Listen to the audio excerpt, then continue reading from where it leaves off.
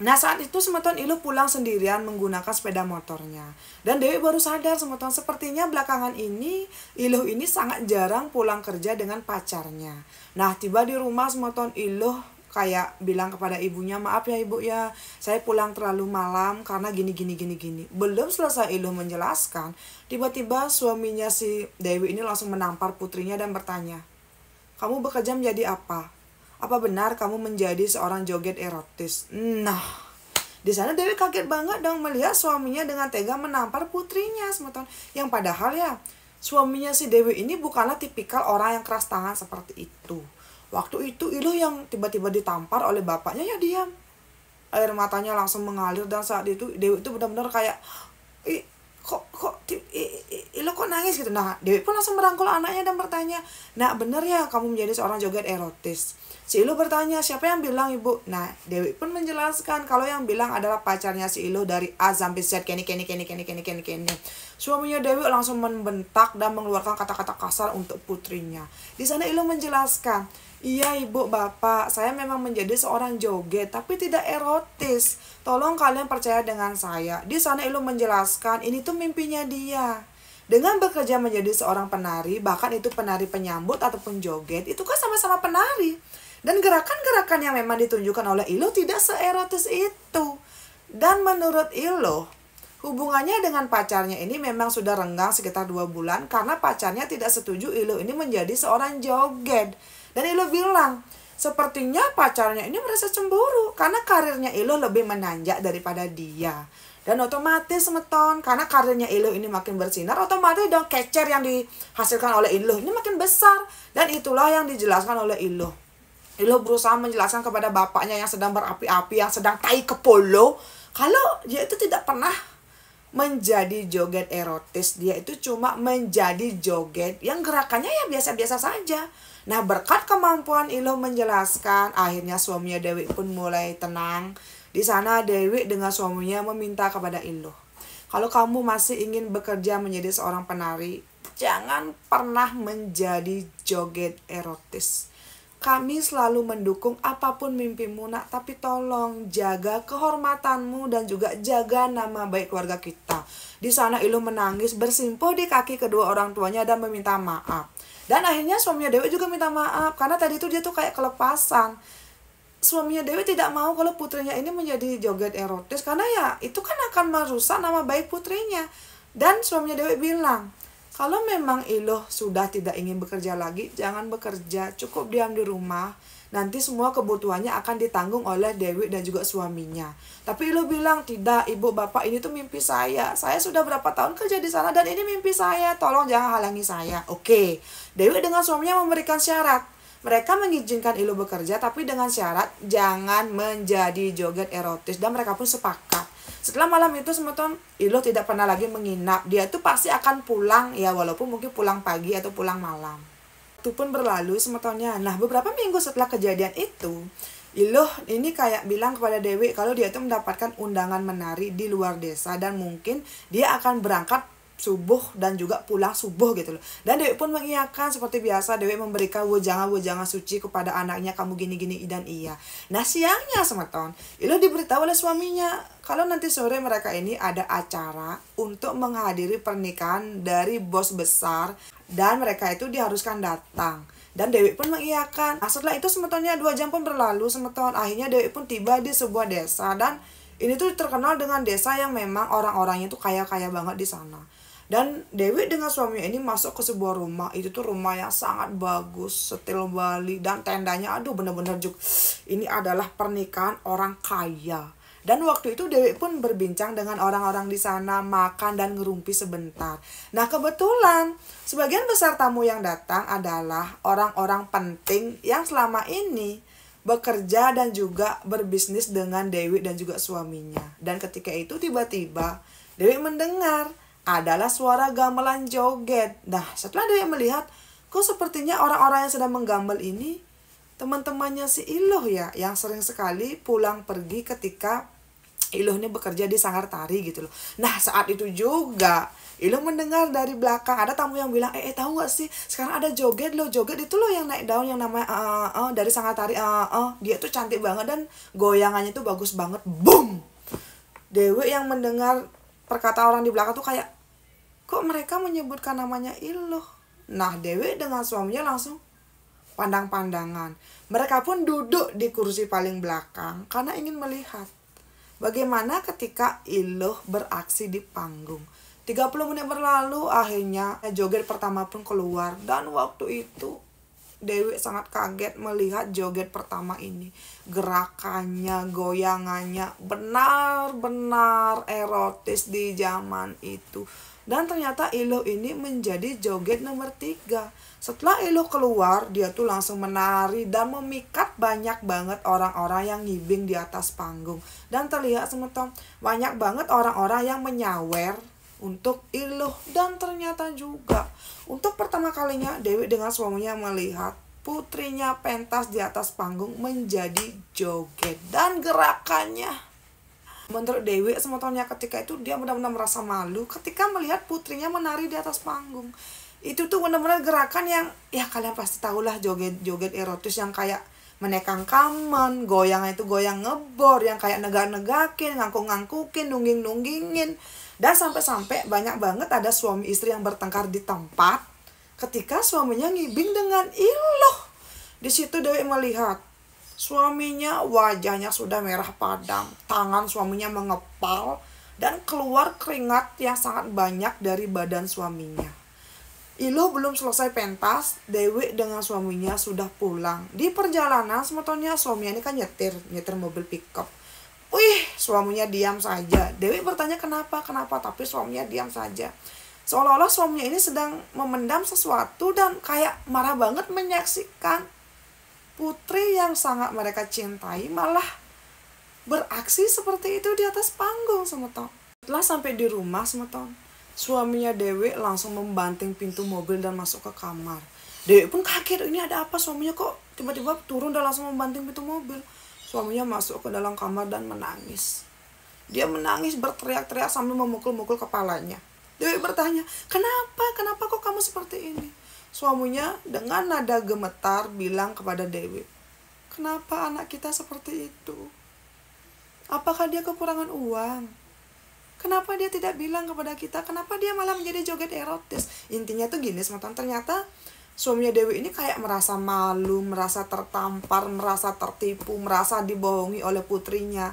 Yang padahal putrinya kan sudah bilang kalau dia itu tidak menjadi joget erotis. Tapi ketika Dewi dengan suaminya melihat dengan mata kepalanya sendiri, ketika putrinya ini ngigel dan ada yang ngibing, orang-orang yang ngibing tuh benar-benar memanfaatkan situasi, tangannya colek ini, ngebengang ene, nyelek ento, kayak suaminya Dewi ini kayak berpikir tidak terima kalau putri mereka yang masih perawan, yang masih kecil disentuh dan juga diraba-raba seperti itu oleh lelaki-lelaki tua yang hidung belang gitu loh. Wih, di sana Dewi pun menenangkan suaminya dan bilang, ya kita tunggu putri kita sampai pulang. Di malam itu Dewi dengan suaminya tidak tidur. Sampai-sampai putra keduanya bertanya, ibu ada apa? Kok bapak menangis? Dewi kan tidak mau nih putranya tahu apa yang terjadi. Dia pun meminta putranya untuk tidur di kamar. Tapi ketika itu jam 12 malam, Dewi ingat banget dia duduk di ruang tamu dengan suaminya. Tiba-tiba putranya berteriak di dalam kamar. Nah, mendengar putranya berteriak, Dewi dengan suaminya pun masuk ke kamar putranya. Waktu itu dia melihat putranya ini sudah berteriak dalam tidur, badannya ini sudah penuh dengan keringat. Dewi bertanya, "Dik, kenapa? Aduh ibu, saya bermimpi yang sangat buruk tentang Mbok G." Nah, tiba-tiba dadanya si Dewi ini duk. Dia kok seperti merasakan firasat yang tidak enak semeton. Ketika itu juga suaminya juga bertanya, "Ini Iluh bilang pulang jam berapa?" Dewi bilang, "Iluh bilang pulang nanti subuh, ini kan baru jam 12. Mereka bertiga pun duduk di ruang tamu sambil membuat mie dan juga makan bersama. Ketika itu, dapurnya Dewi ini kan berada di belakang rumah. Itu tuh kayak masih nempel dengan rumah utama tapi posisinya di belakang. Di belakang dapurnya si Dewi ini adalah kandang ayam. Kandangnya itu lumayan besar karena suaminya ini suka sekali metajen gitu loh. Dewi mendengar tiba-tiba ayam-ayam ini ketekok, seperti ada sesuatu yang mereka lihat. Dewi pun melihat keluar, tapi tidak ada apapun. itu tuh masih gelap gulita. Di belakang kandang ayam ini adalah sebuah gudang, dan di gudang itu tuh biasanya Dewi dengan suaminya dengan Iloh ini memarkirkan sepeda motor. Kok Dewi mendengar ada suara Iloh, "Ibu, ibu, ibu." Nah, Dewi pun, kok seperti suaranya Iloh? Tentu saja Dewi pun keluar, tapi tidak ada siapapun sementara. Dan jelas, kok Dewi seperti mendengar suaranya Iloh. Nah, setelah waktu berlalu ya, Dewi pun menunggu anaknya kok tidak pulang-pulang, sampai akhirnya Iloh pun ketiduran. Tanpa sadar, Iloh mendengar kukuruyuk, kukuruyuk, kukuruyuk, dan dia mendengar dog, dog, dog, dog, dog, dog, dog. Ada seseorang yang menggedor pintu rumahnya. Setelah Dewi terbangun, dia melihat di jam dinding itu tuh sudah sekitar jam 8 pagi. Suaminya sudah tidak ada dan putranya juga sudah tidak ada di sampingnya. Ketika Dewi bangun, dia melihat banyak banget ada warga yang sedang membawa mobil pickup. Warga-warga ini bilang, "Bu, kami ingin memberitahu kalau ternyata putri ibu si Iloh sudah meninggal dunia karena kecelakaan sepeda motor." Boom. Kok kene? Iya, semeton. Ternyata di belakang itu ada mobil pickup yang sudah membawa badannya si Iloh yang sudah dibungkus dengan jaket dan celana. Ketika itu Dewi kaget banget. Dia tuh kayak, "Ah?" Nah, saat itu juga ya, tiba-tiba suaminya Iloh datang dan langsung membuka kain yang menutupi badannya si Iloh. Ketika itu Dewi berlari ke arah mobil pickup dan melihat Iloh sudah terbujur kaku dengan keadaan lehernya ini sudah ada kayak garis merah yang sangat lebam gitu loh. Gimana sih, kayak leher yang dicekik oleh seseorang, tapi itu tuh kayak samar-samar gitu loh semeton. Matanya Iloh ini masih terbelalak semeton. Dan badannya Iloh ini banyak sekali ada luka lebam. Ketika itu boom, Dewi langsung pingsan dan dia tuh kayak tidak mengerti lagi apa yang terjadi. Saat Dewi ini siuman, dia melihat rumahnya udah rame banget, ada orang yang melayat. Dan benar, putri pertamanya sudah meninggal dunia. Ketika itu Dewi menangis, menjerit, memanggil nama suaminya, dan suaminya pun datang. Dewi bertanya, "Di mana anak saya? Di mana anak saya?" Suaminya Dewi bilang, "Anak kita sudah meninggal. Anak kita sudah meninggal." Saat itu semua mertuanya Dewi, orang tuanya menenangkan Dewi. Mereka bilang, "Wi, sabar, sabar, anak kamu sudah meninggal." Semua orang menangis serentak sementara. Dewi tuh kayak tidak mengerti ini tuh ada apa. Nah, singkat cerita sementaranya akhirnya kan Iloh ini dikuburkan sorenya. Dan malamnya Iloh benar-benar terus datang ke mimpinya Dewi. Dewi ini kayak masih tidak menyangka ini tuh ada apa. Setelah 7 hari kepergian si Iloh, si Dewi ini kan melakukan acara ngersigane dan juga mecaru besar di rumahnya. Karena ternyata menurut informasi yang Dewi dapat dari warga, Iloh ditemukan sudah meninggal dunia di pinggir jalan yang dekat dengan arah rumahnya sendiri. Itu tuh mungkin jaraknya sekitar 2 kilo dari rumahnya si Dewi. Dan ketika itu badannya si Iloh ini ditemukan masuk ke dalam got di pinggir jalan. Dan sepeda motornya ini kayak tergeletak di pinggir jalan juga. Tasnya Iloh, sepatu, bahkan helm yang dia pakai berhamburan di jalan raya. Ada seorang warga yang melihat, ini kok seperti sepeda motornya Iloh ya, anaknya si Sudagar Anu gitu. Dan ketika dilihat ke dalam got, ternyata Iloh sudah mempempen di sana dalam keadaan mata terbelalak dan badannya itu udah kaku semeton. Nah, saat itu juga ketika mayatnya Iloh ini dimandikan, badannya itu banyak banget ada luka lebam. Dan Iloh tuh kayak aneh aja gitu loh. Kalau memang Iloh ini meninggal karena kecelakaan sepeda motor, kenapa kok lukanya itu banyak sekali kayak luka-luka hantaman dan luka lebam. Dan yang paling membuat Dewi curiga, kenapa kok di lehernya itu kayak ada bekas cekikan semeton. Semua barang-barangnya Iloh itu masih lengkap, tidak ada yang hilang sama sekali. Bahkan uang saweran yang masih di dalam amplop berada di tas yang Iloh bawa ketika itu. Wih, semeton. Dewi masih kok gini gitu loh. Nah, beberapa bulan berlalu kan sebetulnya Dewi itu masih belum bisa menerima kepergian anaknya. Dan ketika itu juga Dewi dengan keluarga besarnya bertanya kepada orang pintar, ini tuh ada apa? Ketika Dewi ini mepeluas, di sana rohnya Iloh bilang, kalau dia itu tidak meninggal dunia karena kecelakaan sepeda motor. Tapi memang ada oknum yang sengaja melakukan sesuatu kepada Iloh agar Iloh ini meninggal dunia. Dan ini adalah persaingan sesama penari utama di sanggar tempat Iloh bekerja. Boom. Kok gini? Di saat mepeluas itu sebetulnya rohnya Iloh juga bilang, dia minta maaf kepada Dewi dan juga suaminya. Kalau selama ini Iloh berbohong, tapi itu adalah cita-citanya dia sebetulnya. Dewi benar-benar kayak dia tuh tidak bisa mencerna ini semua. Jadi menurut kesaksian dari rohnya Iloh, memang ada oknum yang bermasalah dengan si Iloh ini dari awal Iloh merintis karir di sanggar tari tersebut. Dan menurut si Iloh juga, persaingan di sana benar-benar sengit semeton.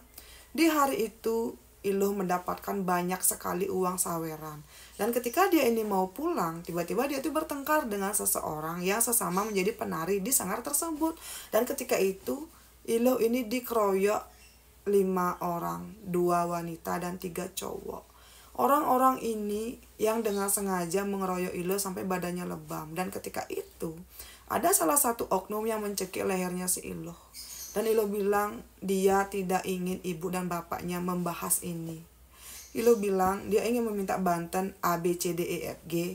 Tolong aturkan Banten ini di sini, dan di sini. Iloh bilang dari sana dialah yang akan menagih sendiri orang-orang yang sudah menyiksa dia, yang membuat dia harus meninggal. Yang sebenarnya itu tuh belum waktunya dia meninggal semeton.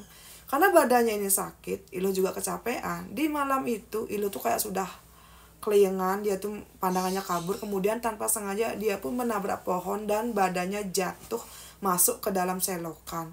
Di dalam selokan itu Iloh sempat memanggil nama ibunya 3 kali. Ibu, ibu, ibu. Tapi tidak ada yang datang semeton. Berjam-jam Iloh berada di dalam selokan. Dan akhirnya dia pun meninggal dunia. Sebelum Iloh pergi, Iloh bilang seperti ini kepada Dewi dan juga suaminya. Ibu, terima kasih karena sudah sangat menyayangi saya. Saya berjanji, kalau memang diberikan jodoh oleh Tuhan, saya akan lahir kembali di keluarga ibu. Dan tolong maafkan saya Bapak, Ibu. Tolong abenkan saya dan tolong berikan saya Banten yang saya minta. Di sana Dewi menangis sejadi-jadinya, sementara suaminya, putra kedua, keluarga besarnya menangis sejadi-jadinya. Setelah insiden ini, sebetulnya Dewi benar-benar menjaga putra keduanya. Dan Dewi tidak punya anak lagi. Setelah itu sementara waktu berlalu, Dewi masih bertanya-tanya siapa kira-kira oknum yang sudah melakukan ini kepada putrinya. Sekarang, putra keduanya sudah menikah dan punya 2 anak. Dan anak kedua dari putra keduanya si Dewi ini adalah Iloh yang ngidih nasi menjadi cucunya sementara. Iya, entah kalian percaya atau tidak, tapi Iloh sudah berhasil numitis atau bereinkarnasi yang sekarang menjadi cucunya si Dewi. Saat Dewi ini menggelar acara 3 bulanan untuk cucunya, dia akan bertanya kepada orang kita ini. Dan Iloh pun turun, dia bilang, Ibu, saya kembali. Saya kembali, Bu. Semeton. Saya tidak tahu apakah ini memang benar atau tidak, tapi inilah cerita dari Mbok Gen Dewi. Sekarang akhirnya Dewi dengan suaminya, dengan putra dan juga putri pertamanya sudah bisa berkumpul, yang walaupun sekarang Iloh menjadi cucunya dan bukan menjadi putrinya semeton. Dewi bilang kepada saya seperti ini. Dia tidak tahu mana yang benar dan yang salah, tapi setidaknya sekarang dia sudah bisa berkumpul lagi dengan putri pertamanya. Nah, Dewi juga berharap semoga siapa tahu orang-orang yang sudah melakukan ini kepada putri pertamanya dulu di tahun 90-an itu menonton dan sadar diri. Dan Dewi berharap semoga Tuhan memberikan balasan yang setimpal untuk orang-orang yang sudah menganiaya putrinya sampai itu terjadi kepada Iloh. Terus semua untuk Mbok Dewi karena sudah mau bercerita, dan sebelumnya Ya Tuhan, ada yang seperti ini gitu loh semata. Sebelumnya terima kasih untuk Mbok Dewi karena sudah mau menceritakan kisahnya yang sangat luar biasa ini, dan semoga kedepannya Mbok Dewi dengan cucunya dan juga untuk putra dan juga suaminya semoga bisa lebih bahagia ke depannya. Nah, untuk semetonku, saya ingin bertanya, kalian percaya nggak sih ada reinkarnasi seperti ini atau bagaimana? Silakan kalian berkomentar, karena Mbok Dewi bilang dia pasti akan menonton dan membaca semua komentar dari kalian. Jangan lupa untuk kalian yang mungkin baru bergabung boleh minta like dan juga subscribe-nya. Sampai ketemu di cerita saya selanjutnya. Dadah.